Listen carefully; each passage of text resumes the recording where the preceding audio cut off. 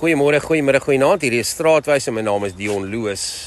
Nou vanoggend staan ek in die stort en soos baie van julle weet, veral in die winter is daar een groot missie voor jy ooit begin stort.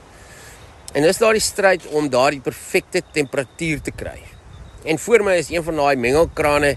As jy een kant toe draai, kry jy warm water en aan die ander kant toe is dit koue water. En dan draai jy stadig en eers is dit bietjie te koud en dan skielik is dit weer te warm en dan weer terug.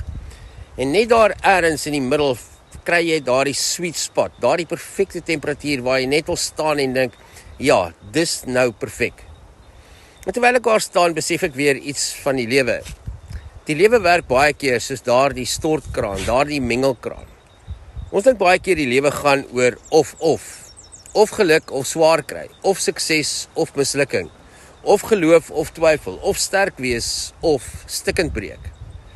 Maar die waarheid is, die lewe gaan baie keer oor en. Jy het warm en koue water nodig om regtig die stort te kan geniet.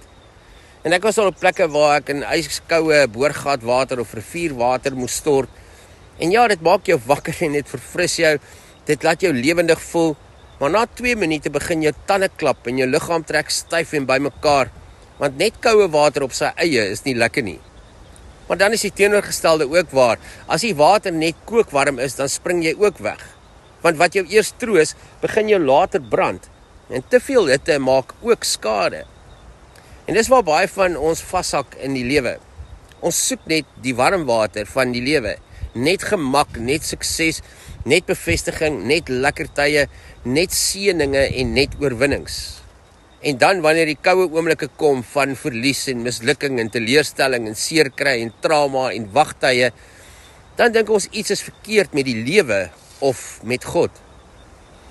Tog is dit juist daai koue oomblikke wat jou baie keer wakker maak, wat jou nederig hou, wat jou leer bid, wat jou leer voel, wat jou leer waardeer. Jy sien, sonder koue water waardeer jy nooit die warmte nie. En dis hoekom mense wat deur swaar tye gegaan het in hulle lewens, dikwels die mooiste harte het. Want hulle verstaan dankbaarheid anders. Hulle kyk anders na klein dinge, hulle waardeer vrede meer en hulle verstaan ander mense se pyn beter.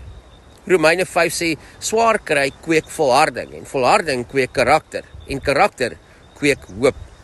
Met ander woorde, selfs die koue water dien en doen iets heiligs in jou lewe. Maar hier is die deel wat my vanoggend die meeste getref het. Ek en jy staan elke dag met ons hand op die mengelkraan van ons lewe.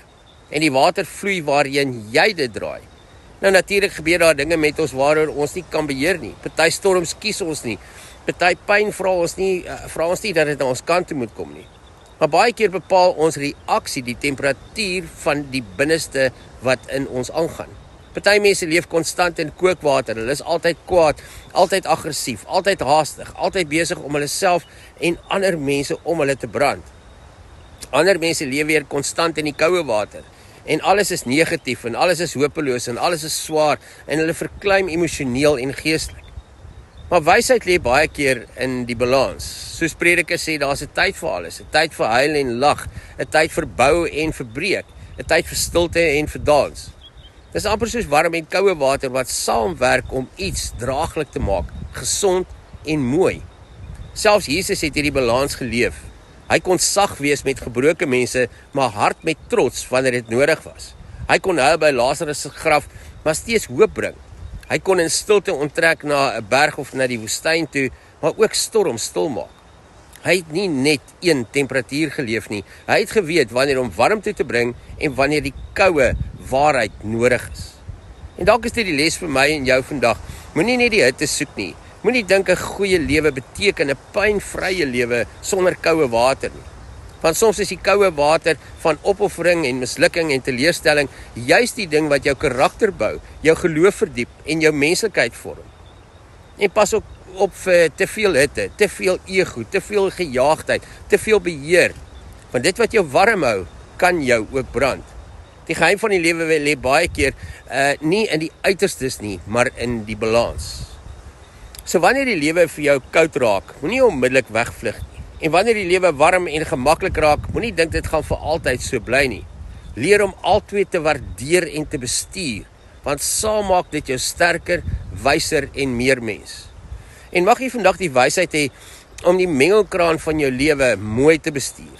Mag jy weet wanneer om warmte te gee en wanneer die koue oomblikke jou iets belangrik probeer leer.